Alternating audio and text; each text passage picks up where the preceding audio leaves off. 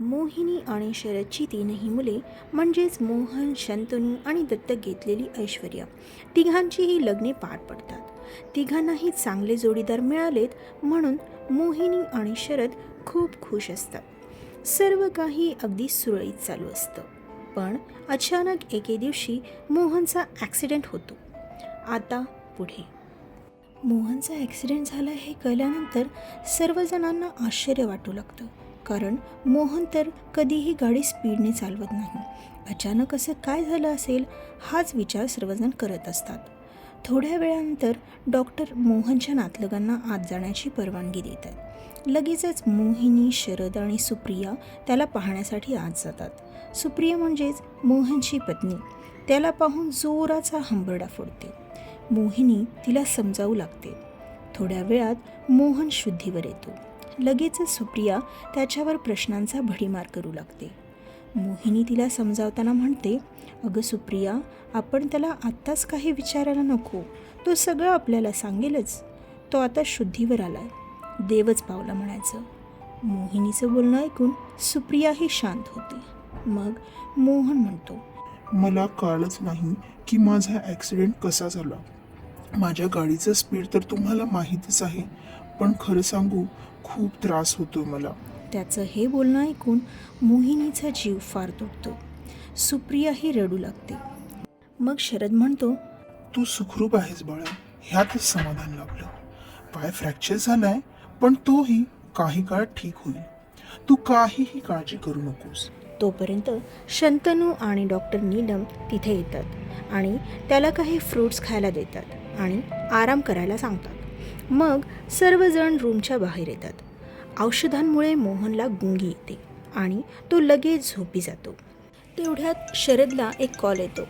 समोरच्या माणसाचं बोलणं ऐकून शरदचा चेहरा एकदम गंभीर होतो. त्याला इतकं गंभीर होताना पाहून शंतनू त्याला विचारू लागतो. मग फोन ठेवून शरद म्हणतो, शंतनू, तू आधी तुझ्या आईला आणि तुझ्या बहिणीला घरी सोडून ये, मग आपण बोलू. मग शंतनू सुप्रिया आणि मोहिनीला घरी सोडून येतो.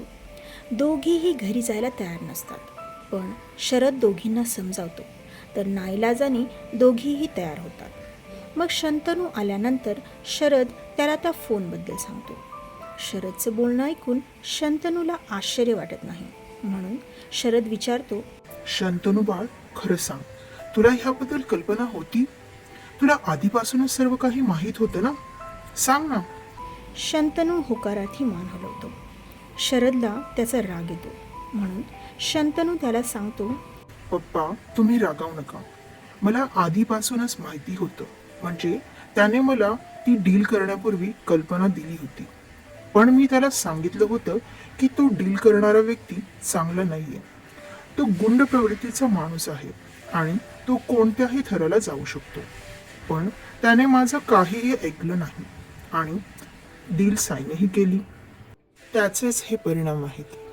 दोघेही मोहनबद्दल बोलत होते. मोहनला एका व्यक्तीकडून अशी डील करायची होती ज्यात त्याचा डबल नफा होणार होता. मोहनने त्या डीलबद्दल शंतनूलाही सांगितलं. पण जो व्यक्ती ही डील करणार होता तो आधी शंतनूकडेही ऑफर घेऊन गेला होता. पण शंतनूने आधीच बाहेरून चौकशी केली. त्यामुळे त्याला कळालं की तो माणूस गुंड प्रवृत्तीचा आहे आणि तो ज्यांच्याशी डील करतो त्यांच्याकडून फक्त स्वतःचा नफा करून घेतो. म्हणून शंतनूने त्या व्यक्तीला साफ नकार दिला. हे सर्व शंतनू जेव्हा मोहनला सांगतो तेव्हा मोहनला वाटतं की त्याला एवढी छान ऑफर मिळते म्हणून शंतनू त्याला अडवतो. कारण आतापर्यंत शंतनूचा बिझनेस मोहनच्या मानाने अगदी उत्तमरित्या चालत होता.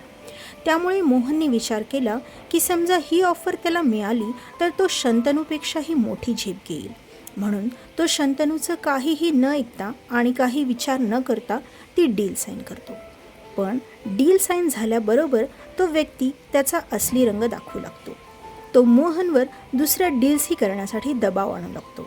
पण मोहन जेव्हा नकार देतो तेव्हा तो व्यक्ती त्याला धमक्या देऊ लागतो आणि असं काही करतो की ज्यामुळे मोहनचं खूप मोठं नुकसान होतं. आजचा हा पार्ट कसा वाटला नक्की कळवा. धन्यवाद.